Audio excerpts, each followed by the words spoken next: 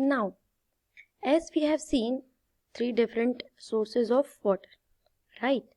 But one thing is to be noticed that whatever the water from wherever we are getting it, that all the water we are getting is not drinkable, right? Means the water present on the earth is not drinkable. Did you understand? Like the 3/4 part of the earth is filled with water, isn't it?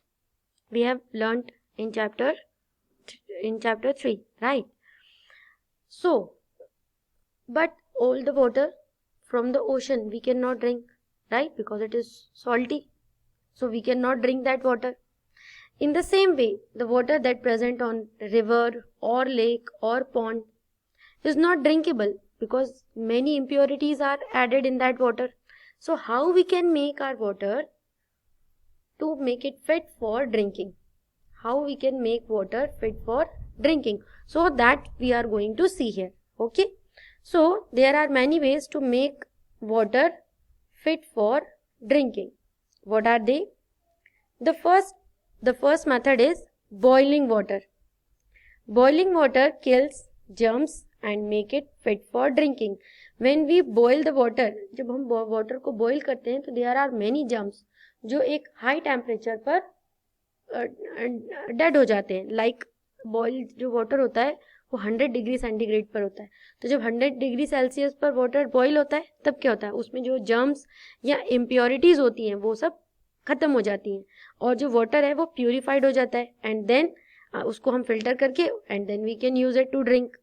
Okay, then the next method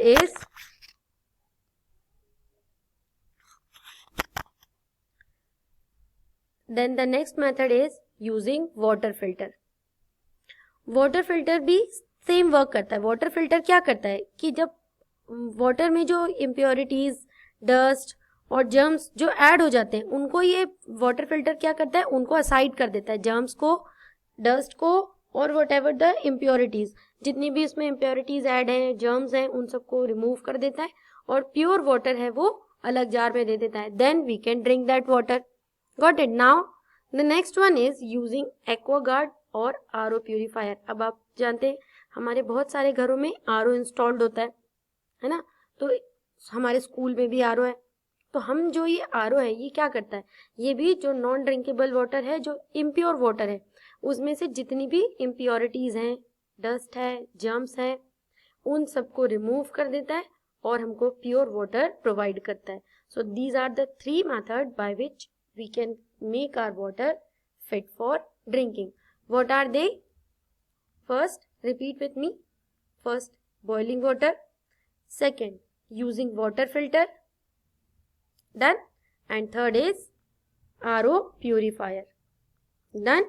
Boiling water, using water filter and using AquaGuard or RO purifier. Okay. Now, after making this, means after purifying our water, one more important thing is there, that after cleaning the water, it is very important to keep this water in clean place or store in clean and covered jars or bucket.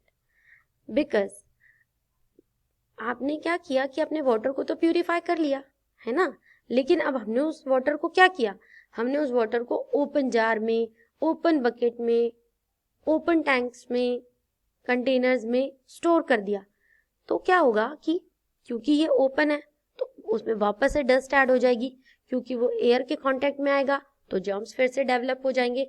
तो जो हमने water purify किया या pure किया वो तो वापस से डर्टी हो गया. Now no use of making water purified, है ना. तो after making water drinkable, it is also important to keep that water in clean and covered jars, bottles, tank, etc. Clear? तो हमने जब वाटर को प्यूरिफाई किया तो उसको प्यूरिफाई करने के बाद उसको continuously for long time purified रखने के लिए क्या करना है, वाटर को साफ और बंद बॉटल्स में या फिर केन्स में, जार में या कंटेनर्स में स्टोर करना है, ना कि open, so that our water can remain pure for long time. Clear to all? Okay. Now, nowadays we are listening the scarcity of water. पानी की कमी हो रही है and everywhere all the peoples are saying to save water. Why? Water को save करना इसलिए ज़रूरी है बिकॉज कि वाटर की जो स्टोरेज कैपेसिटी है अंडरग्राउंड लेवल पर वो धीरे धीरे कम हो रही है, ठीक है। जैसे कि उसका एक रीज़न ये भी है कि जब रेनी सीजन होता है तो क्योंकि हमारा एनवायरनमेंट डिसबैलेंस हो रहा है ना, तो उससे जो रेन है वो इम्प्रॉपर हो गई है। अब रेन प्रॉपरली लंबे टाइम तक बहुत ज़्यादा नहीं होती है, और होती भी है तो अलग अलग प्लेस पर अलग अलग इम्पैक्ट होता है, कहीं बहुत ज़्यादा हो जाती है, कहीं बहुत कम हो जाती है। तो रेनी सीजन जो है वो इम्प्रॉपर हो गया, उसकी एक रीज़न ये है। दूसरा रीज़न जो है ग्लोबल वार्मिंग है। हमने पढ़ा ना कि पॉल्यूशन क्या करता है, ग्लोबल वार्मिंग बढ़ाता है, ग्लोबल वार्मिंग को इंक्रीज करता है। Global warming means increment of temperature of earth. हमारी अर्थ का जो टेम्परेचर है वो बढ़ रहा है ना, तो पॉल्यूशन के कारण। तो अब वो ग्लोबल वार्मिंग का एक रिजल्ट क्या हो रहा है आपको पता है? जो हमारे माउंटेन्स हैं जहाँ पर स्नो है, जिनके मेल्ट होने से रिवर में वाटर आता है ना, तो वो जो हमारे ग्लेशियर्स हैं वो धीरे धीरे शॉर्ट हो रहे हैं, कम हो रहे हैं, क्योंकि हीट बढ़ रही है तो ऑब्वियसली स्नो थोड़ी ना रहने वाला है, वो तो मेल्ट होगा, है ना। तो वो एक रीज़न है। और एक और रीज़न ये है कि हमारे जो हाउस हैं, हमारी सिटीज़ हैं, यहाँ पर कंस्ट्रक्शन बहुत ज़्यादा हो गया, तो जो भी रोड्स हैं, बिल्डिंग्स हैं, वो सब किसकी बन रही है? कंक्रीट की। कंक्रीट मीन सीमेंटेड है, टाइल्स हैं। तो अब जब सॉइल ही नहीं है तो वाटर सोक कैसे होगा ग्राउंड में? वाटर को अगर हमारी सॉइल को सोक करना है तो उसके लिए सॉइल ज़रूरी है, पोर्स ज़रूरी है, बट सीमेंटेड होने की वजह से, टाइल्स वाली होने की वजह से वो सॉइल को वाटर एब्जॉर्ब करने के लिए ही नहीं होता है। तो इसलिए जब वाटर एब्जॉर्ब नहीं होगा तो अंडरग्राउंड लेवल कैसे बढ़ेगा? तो एक तो सोक कम हो रहा है और हम उसको यूज ज़्यादा कर रहे हैं, अंदर जा कम रहा है और हम निकाल ज़्यादा रहे हैं, है ना। तो because of that water, the soaking of the percent of water is less rather than we are utilizing it. So that's why what is happening, that underground water level is decreasing day by day. तो इसको कम करने के लिए हम क्या कर सकते हैं? What we can do? We can do rain water harvesting. ठीक है, rain water harvesting we can do. To meet the shortage of water, rain water harvesting is good idea. ये एक बहुत अच्छा आइडिया है। Why? क्योंकि rain water harvesting में क्या होता है? We gathered and store rain water in underground tanks. हम क्या करते हैं, ये जो रेन वाटर आ रहा है रूफ पर, ये जो इन कैनल्स में, इन टनल्स में आ जाता है, यहाँ पर हमने पाइपलाइन डाल दी। अब ये जो वाटर है जो नीचे फ्लो होकर के बह जाता, वेस्ट हो जाता, वो ये वाटर क्या होगा? ये वाटर इस पाइपलाइन के थ्रू हम जो अंडरग्राउंड हमने टैंक्स बना रखे, उन टैंक्स में, पिट्स में या वेल में कलेक्ट कर सकते हैं। अब ये रेन वाटर एक बार कलेक्ट हो गया, अब बाद में हम उसको कभी भी यूज कर सकते हैं, है ना।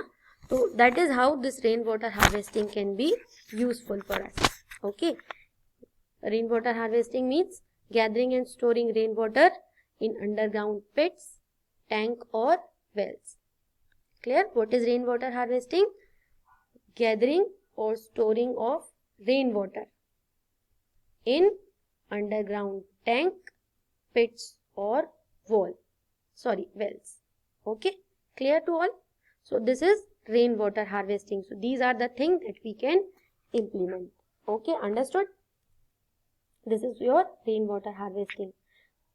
Now, at last, by closing our chapter for the day, one thing you need to remember, that water is precious. We should not waste it. At many places, people have to go a long distance to bring water. This is not in lesson, but this is our moral duty. ये हमारे lesson में नहीं भी हो तब भी ये हमारी moral duty है, क्योंकि बिना वाटर के we can not live, है ना। हम बिना पानी के रह ही नहीं सकते। और ऐसे बहुत सारे प्लेस हैं हमारे इंडिया में जहाँ लोगों को वाटर के लिए बहुत दूर तक, फॉर माइल्स अवे, पैदल जाना पड़ता है, तब उन्हें थोड़ा सा पानी मिलता है। और हमारे पास क्योंकि अवेलेबल है, हम उसे वेस्ट कर देते हैं, है ना। तो instead of wasting, we should save water because it is very precious. Okay, so to now everybody, all my kids will save water. They will not play with water. अब आप प्ले वाटर से खेलोगे तो नहीं, waste तो नहीं करोगे? Yes or no? Good. I know my kids are very good. They will not waste it. Okay, then so let's conclude our chapter with save water, save life. So we are completing today's class with this thought: save water, save life. Okay, so your task is to read the chapter, means the next pages that you have read it on yesterday. That is your homework, and learn question answer of chapter 2 for the weekly test. Done? Okay, thank you. Have a nice day. Bye bye.